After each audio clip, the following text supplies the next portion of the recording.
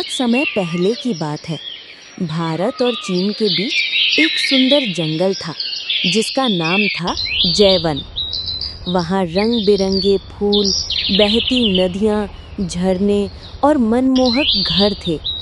तोते, मैना, शेर, भालू, हाथी, सभी प्राणी मिलकर हंसी खुशी रहते थे। उस वन का राजा शेरू था, दयालु और न्यायप्रिय। वो रोज सब प्राणियों की बातें सुनता और उनकी समस्याएं सुलझाता। जंगल में हर ओर शांति और सुख था।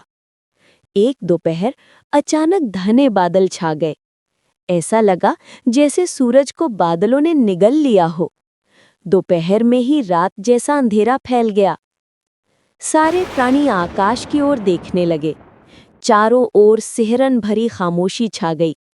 डरे हुए जिगु हाथी ने कहा, पता नहीं क्या होने वाला है। ऐसा तो जयवन में कभी नहीं हुआ। तभी धूल से भरी तेज आंधी चली। धरती कांपने लगी, मानो उसके नीचे कोई राक्षस रेंग रहा हो। अचानक जमीन फटी और वहां से निकला विशाल काला सांप। उसकी आंखें अंगारे जैसी चमक रही थीं और उसके सिसकारियों से हवा कांप उठी। हजारों जहरीले कीड़े भी उसके साथ बाहर निकल आए। राजा शेरू भी गरजा। सांप ने गुस्से में फुंकारा और देखते ही देखते शेरू भी पत्थर का बन गया। सारा जंगल दहशत में आ गया। काला सांप, जिसका नाम था काल्य, हंसता हुआ सिंहासन तक पहुंचा और बोला,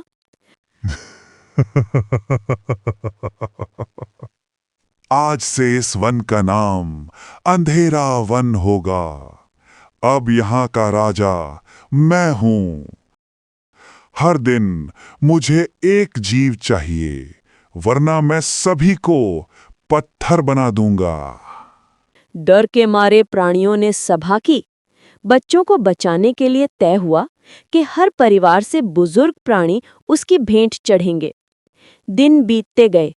जंगल की हंसी अब रोने में बदल गई। एक शाम चीकू खरगोश अपने घर के बाहर बैठा था। अगले दिन उसके पिता काले का शिकार बनने वाले थे। बेचारा चीकू आंसुओं में डूबा नदी किनारे जा पहुंचा। उसने आकाश की ओर देखा और कहा, हे भगवान, हमारे जंगल को बचाओ, मेरे पापा को बचाओ। तभी नदी का पानी चमकने लगा। लहरों में से प्रकट हुआ एक ज्ञानी कछुआ, जिसके चारों ओर शांति का आभा मंडल था। कछुए ने कहा, तुम्हारे पिता और इस वन को बचाने का एक ही तरीका है, पर यह कठिन है। क्या तुम तैयार हो? चीकू ने आंसू पोंछकर दृढ़ आवाज में कहा। हाँ, मैं तैयार हूँ। कछुए ने तेजी से उसके चारों ओर घूमना शुरू किया। पत्तों और हवा का एक घेरा बन गया, जो घूमते घूमते एक छोटा बवंडर बन गया। कछुए ने वो बवंडर एक कांच की शीशी में बंद किया और चीकू के कान में धीमे से कुछ कहा। फिर वो नदी की लहरों में विलीन हो गया।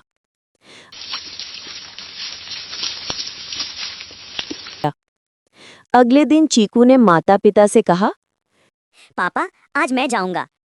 चीकू के पापा घबरा गए और बोले, तुम तो अभी काफी छोटे हो, तुम्हारी अभी पूरी जिंदगी बाकी है।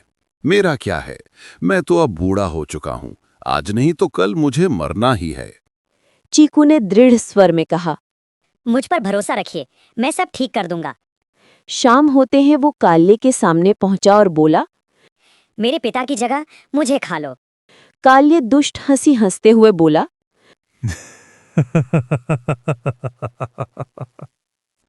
कमजोर पिता ने बेटे को भेज दिया, लेकिन ठीक है, आज ताजा शिकार मिलेगा। वो गुस्से में फूंकारा। उसी क्षण चीकू ने शीशी का ढक्कन खोल दिया। शीशी से निकला बवंडर काले की फूंक से टकराया और उसकी खुद की जहरीली हवा उसी पर लौट आई। क्षण भर में उसका विशाल शरीर पत्थर में बदल गया। काले के पत्थर बनते ही जंगल में तेज रोशनी फैल गई। जहां जहां प्राणी पत्थर बने थे, वहां जीवन लौट आया।